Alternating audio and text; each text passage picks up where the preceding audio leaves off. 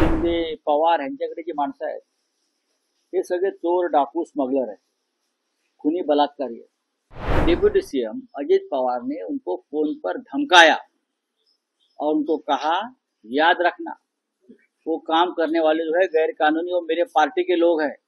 मैं देश के गृह मंत्री को ये आह्वान करता हूं कि एक युवा आईपीएस अधिकारी को आपको संरक्षण देना पड़ेगा। मुख्यमंत्री देवेंद्र फडणवीस यांनी तोडगा काढला आणि तो तोडगा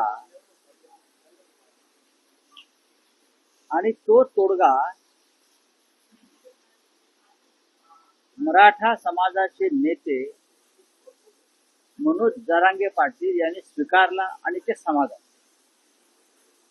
जर मागण्या करणारे आणि मागण्या मंजूर करणारे हे दोन्ही घटक समाधानी असतील तर त्याच्यात तिसऱ्या व्यक्तीने उगाच असा लुडबुड करू नये।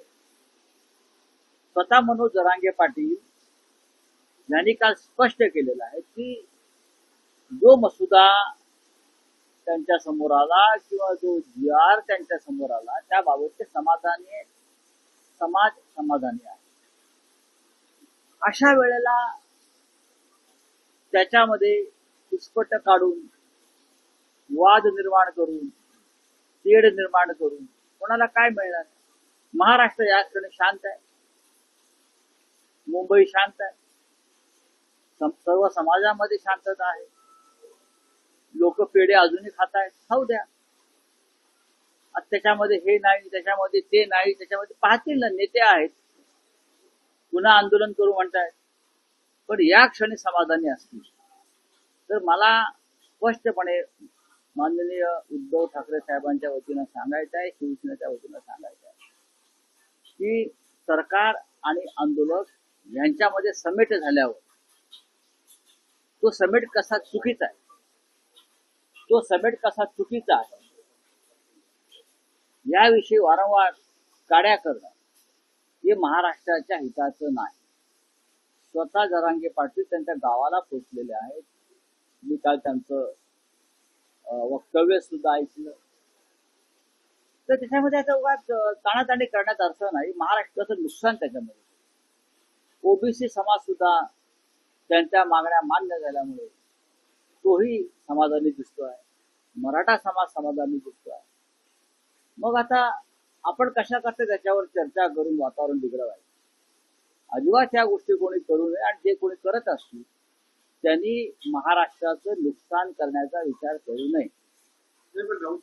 आंदोलनादरम्यान आंदोलकांचे नेते किंवा राजकीय नेते यांच्याकडून वापरली गेलेली भाषा याबद्दल अनेक प्रश्न उपस्थित झाले किंवा वाद निर्माण झाले। या आंदोलनानंतर ही जी भाषा केली जाते, विशेषतः काल जरांगे असं म्हणाले की जर आम्हाला मुंबईत येण्यापासून रोखलं असतं तर आम्ही वर्षावर जाऊन मुख्यमंत्र्यांना धुवून काढलं।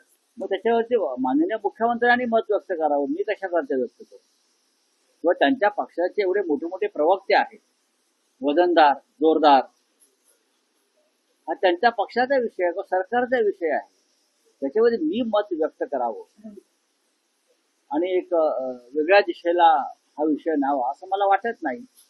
जर मुख्यमंत्र्यांवरती काही झालं असेल, कोणी बोलला असेल तर त्या संदर्भात स्वतः मुख्यमंत्री उत्तर द्यायला समर्थ आहेत। पण मी वारंवार सांगतोय या सगळ्या प्रक्रियेमध्ये मुख्यमंत्री देवेंद्र फडणवीस यांचा संयम हा वाखाणण्यासारखा आहे। त्यांनी कुठेही चिडचिड केली नाही, कुठे अदळापड केली नाही। अनेक गोष्टी एक तटस्थपणे पाहताना मला असं वाटलं की अत्यंत संयमाने त्यांनी हा सगळा विषय हाताळला आणि त्यासाठी ते कौतुकास पात्र आहे। नाही, पण या सगळ्या GR वर किंवा या सगळ्या आंदोलनावर काढलेल्या तोडग्यावर उपमुख्यमंत्री एकनाथ शिंदे असं म्हणतायत की एका GR ने सगळ्या मागण्या काही पूर्ण होणार नाही, टप्प्याटप्प्याने मराठा समाजाच्या बघा आता ह्या कोण काय म्हणतोय त्याच्यावरती काही चर्चा करण्यात अर्थ नाही। स्वतः मराठा समाजाचे नेते जर समाधानी आहेत तर ह्यांनी कशा करता बोला, कुणीच बोलू नये। आंदोलन संपलेलं आहे, आंदोलन मागे घेतलेलं आहे आणि सर्व शंकांचं निरसन झाल्यावर ते आंदोलन मागे घेतलेलं आहे। आता उपमुख्यमंत्री काय म्हणतायत, मंत्री काय बोलतायत, इतर नेते काय बोलतायत, त्यात पडणं मला आता महाराष्ट्राच्या हिताचं वाटत नाही. काल तुम्ही मुरली देवरांच्या मिलिंद देवरांच्या पत्रावर प्रतिक्रिया व्यक्त केली. तुमच्या प्रतिक्रियेनंतर त्यांनीही खुलासा केलेला आहे आणि त्यांनीही सारवासारव केलेली आहे. आज सामनाचा अग्रलेखही त्यावर आहे. तर काय म्हणजे नेमकं काय म्हणायचं आहे?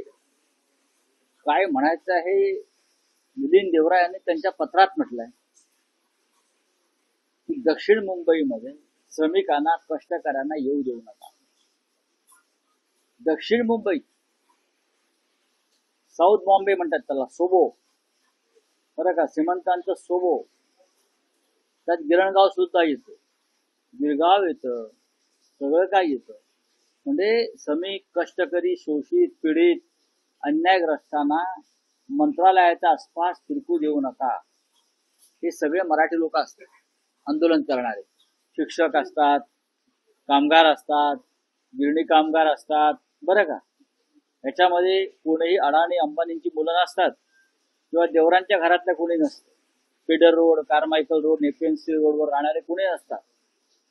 तर त्यांना येऊ देऊ नका या भागामध्ये अशा प्रकारचं पत्र एकनाथ शिंदे यांच्या पक्षाच्या खासदार मुख्यमंत्र्यांना पाठवतो. हे यांचं मराठी प्रेम, ही यांची मराठी अस्मिता. ह्याच्यावरती जर राज्याच्या उपमुख्यमंत्र्यांनी आणि अमित शहाचा जो पक्ष आहे, शिंदे गट, त्यांनी मत व्यक्त केलं असतं तर आम्हाला आनंद झाला. खरं म्हणजे अशा खासदाराची अकलपट्टी करायला पाहिजे, पण त्याच्यावर त्यांचं मत व्यक्त केलं नाही. हे पत्र त्यांनी का लिहिलं, तर मनोज जरांगे यांच्या बरोबर त्यांच्या आंदोलनाचं समर्थन करण्यासाठी जे हजारो मराठी लोक आले, त्यांचा त्रास त्यांना झाला. आता आमचे मनोज जरांगेजी म्हणतात की एकनाथ शिंदे हा भला माणूस आहे, बिचारा आहे, पण त्या बिचारा माणसाच्या बॅनरवरती बाळासाहेब ठाकरेंचा फोटो आहे. ते बाळासाहेब ठाकरेंच्या नावानं मत मागतात. आमची शिवसेना खरी असं ढोंग करतात. मराठी माणसाची मुंबई आहे, तो कुठे जाऊ शकतो न्यायी हक्कासाठी. त्याच्या हा बाळासाहेब ठाकरेंचा विचार या भल्या माणसाला आठवला नाही का? कोण? मिलिंद देवरा. मिलिंद देवराने अशा प्रकारचं वक्तव्य करणं, दक्षिण मुंबईमध्ये श्रमिक आणि शोषितांनी, मराठी माणसाने येऊ नये, त्याच दक्षिण मुंबईमध्ये हुतात्मा स्मारक आहे आणि त्याच दक्षिण मुंबईमध्ये संयुक्त महाराष्ट्राचा सगळ्यात मोठा लढा झाला आणि 105 हुतात्म्यापैकी बहुसंख्य हुतात्मे त्याच दक्षिण मुंबईत मारले गेले. आणि आमचा हा भला माणूस तथाकथित त्याच्यावरती अजून काही बोललेला नाहीये. कोणाला घाबरतोय? अमित शहाना घाबरतोय? कोणाला घाबरतोय? कोणाला हा माणूस, भला माणूस अमित शहाना घाबरतोय का?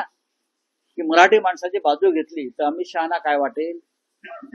असं काय आहे का? तर सांगा आम्हाला. एकनाथ शिंदे काल असं म्हणाले की राज ठाकरेंसोबत माझी मैत्री आहे, पण ती आता कमी झाली. त्याला मी काय करू? मी काय करू? असं आहे की त्यांची मैत्री थोडी पातळ झाली. त्याला मी काय करू? आम्ही काय करू?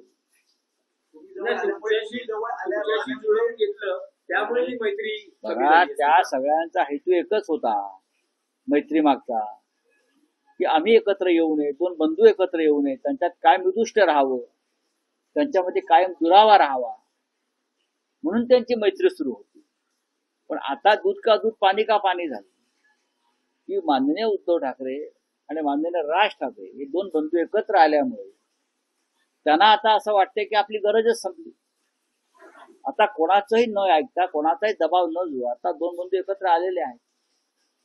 त्याच्यामुळे आता बरेचसे जे व्यावसायिक किंवा तथाकथित मित्र होते स्वार्थी, ते दोन्ही बाजूने दूर होऊ शकतात. नाही, पण त्यालाही म्हणतात की महायुतीच दोन भाऊ एकत्र आले तर चांगलं आहे, पण महापालिका ते काय म्हणतात त्याला, मुंबईमध्ये भारतीय जनता पक्षाचा महापौर व्हावा हा आदेश आहे अमित शहाचा. म्हणजे मराठी माणसाची मुंबई ताबडतोब उरली गिळून टाका. हे परवा जेव्हा अमित शहा आले तेव्हा त्यांच्या मागे मागे शिंदे फिरत होते शेपटासारखे. बरं का, असे शेपूट हलवत फिरत होते असं. तर हे बीजेपीचे लोक किंवा ह्या त्यांचा जो दुसरा पक्ष आहे शिंद्यांचा, अमित शहाचा, त्यांना स्पष्ट आदेश आहेत, तिथे भारतीय जनता पक्षाचा महापौर व्हायला पाहिजे. त्याच्यावरती हा माणूस काय बोलला का? शिवसेना शिवसेना म्हणून शेपूट हलवणारा त्यांच्या मागे काय नाही ना, इथे मराठी माणूसच महापौर होईल, तिथे शिवसेनेचा महापौर होईल आम्ही बोलतोय, बोललाय का? काय तुमच्या तोंडामध्ये कोंबलं अमित शहाने मला सांगा ना. मराठी आहात ना तुम्ही? तुमच्या बैठकामध्ये सांगतोय भाजपचा महापौर व्हायला हवा मुंबईमध्ये, म्हणजे अमराठी महापौर व्हायला हवा. करेक्ट. आणि एकनाथ शिंदे आपण राज्याचे उपमुख्यमंत्री सोडून द्या हो, तुम्हाला अमित शहाने बाळासाहेबांची शिवसेना दिली आहे ना चोरून, त्याचे तरी भान राखा. नाही पण राऊत साहेब, अमित शहा म्हणतात की भाजपचाच महापौर व्हायला हवा. ठाकरे बंधूंचं काय म्हणणं आहे की ठाकरे बंधू ठरवतील तोच महापौर होईल, 100% होईल. महापौर होईल? अमित शहा म्हणतात की भाजपचा महापौर होईल, म्हणजे तो मराठी माणूस नाही. आणि एकनाथ शिंदेने त्यांना मान्यता दिली. एकनाथ शिंदेने मुंडी हलवली किंवा दाढी हलवली, जे काय असेल ते असेल. आम्ही म्हणतो माननीय उद्धव ठाकरे आणि माननीय राज ठाकरे यांच्या घट्ट युतीतून या मुंबईवर भगवा मराठी माणसाचाच फडकेल आणि मराठीच महापौर होईल. जा का उकळा ते उकळा आमची. हे मी शिंदेनाही सांगतोय आणि ते दिल्लीवाल्यांनाही सांगतोय, आमचाच महापौर होईल, मराठी माणसाचाच महापौर होईल.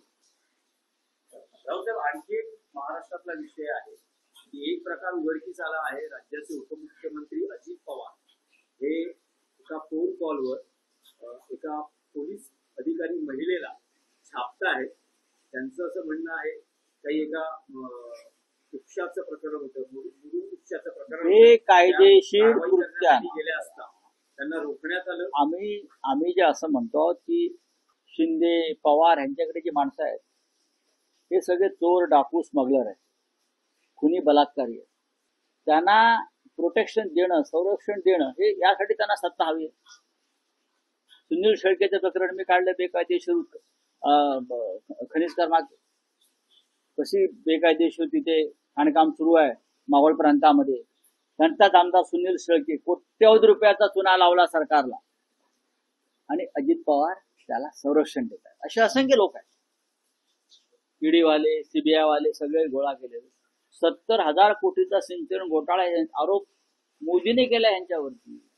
आता जो तुम्ही एका IPS अधिकाऱ्याला दम देताय, हे मोठे शिस्तबद्ध आहेत ना. मी बेशिस्त खपावून घेणार नाही काय बोलतात ना ते, हे काय? एका IPS अधिकाऱ्याला तुम्ही अशा प्रकारे दम देता, ते सुद्धा तुमच्या पक्षातल्या चोरांना संरक्षण द्या हे सांगण्यासाठी. मिस्टर अजित पवार, कुठे गेला तुमचं डिसिप्लिन? डिसिप्लिन कोणासाठी आहे? शिस्त कोणासाठी आहे? आर्थिक शिस्त कोणासाठी आहे? बेकायदेशीर बुरमाचं प्रकरण करणं म्हणजे राज्याच्या तिजोरीला चुना लावणं. तुम्ही अर्थमंत्री आहात, हे प्रकरण समोर आल्यावर नैतिक दृष्ट्या अजित पवारांना सरकारमध्ये राहण्याचा अधिकार खरं म्हणजे उरत नाही.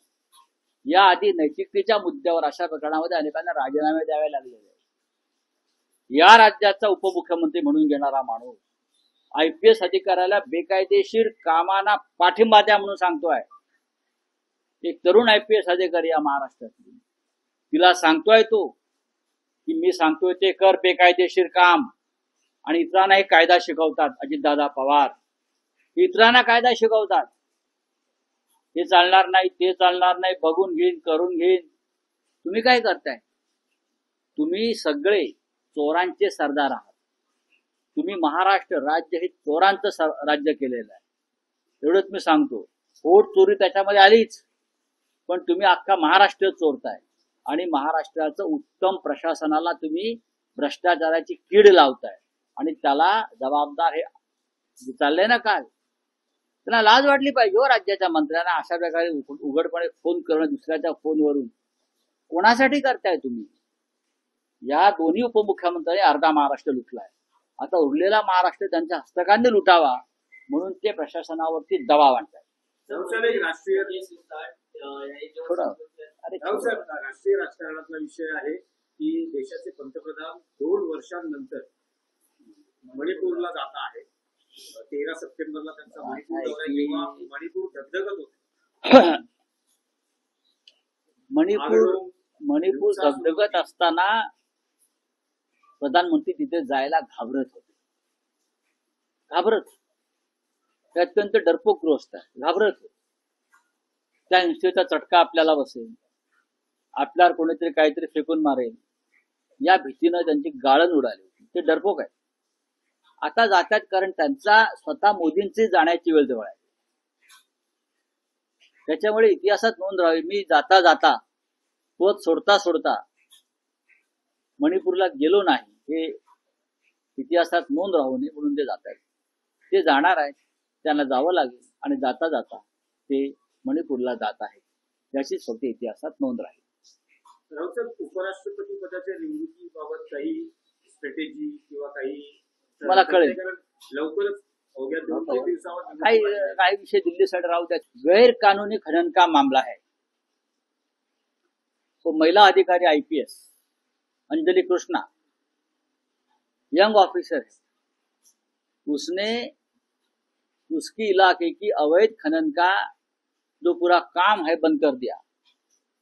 इसलिए बंद किया कि इस तरीके से गैर कानूनी खनन करने से सरकारी तिजोरी का नुकसान होता है और लोगों की कंप्लेंट्स उसके पास आई. उसने वो काम बंद करवाया तो महाराष्ट्र के अर्थ मंत्री डिप्टी CM अजित पवार ने उनको फोन पर धमकाया और उनको कहा याद रखना वो काम करने वाले जो है गैर कानूनी, वो मेरे पार्टी के लोग हैं, आपको उनको प्रोटेक्शन देना पड़ेगा. और वो महिला अधिकारी बोल रही है सर ये गैर कानूनी काम है, मैं नहीं कर सकती. तो अजित पवार बोलते हैं मेरे से पंगा मत लेना. अजित पवार की भाषा है अगर गैर कानूनी काम को सपोर्ट नहीं किया उस अधिकारी ने तो मुझसे बुरा कोई नहीं होगा. महाराष्ट्र की हालत क्या है प्रशासन की, ये उससे स्पष्ट दिखता है. मैं देश के गृह मंत्री को ये आह्वान करता हूं कि एक युवा IPS अधिकारी को आपको संरक्षण देना पड़ेगा. चलिए, अरे मणिपुर जाए तो क्या बड़ी बात है क्या, प्रधानमंत्री है, 2-3 साल के बाद जा रहे. जब मणिपुर जल रहा था, हिंसा भड़क रही थी, तब जाने की हिम्मत नहीं की. अब मोदी जी के जाने का समय हो गया है प्रधानमंत्री पद से, तो अब वहां पर्यटन करने जा रही है.